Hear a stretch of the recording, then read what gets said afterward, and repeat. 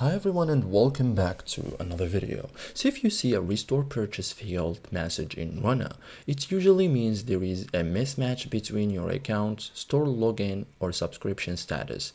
The good news is that most restore issues can be fixed in just a few minutes.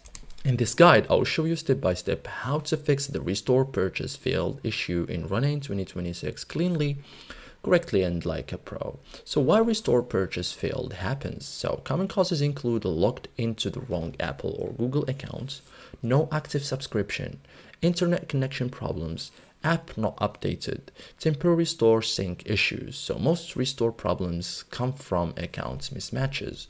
Okay, you can check your store subscription. So on iPhone, go to settings, tap Apple ID or Apple ID, tap subscriptions and find Runna. On Android, on the other hand, open the Google Play Store, tap your profile icon, tap payments on subscription and tap subscription and then find Runna. So confirm the subscription is active in both. Okay, you can also check the correct store accounts, so make sure you are logged into the same Apple or accounts, Google account used for the purchase. So switch accounts if needed, try restoring again. So using the wrong accounts causes restore failure. Okay, so you can also check your internet connections to turn on Wi-Fi or mobile data, open a website or app to test, reopen Runna and tap restore purchase again.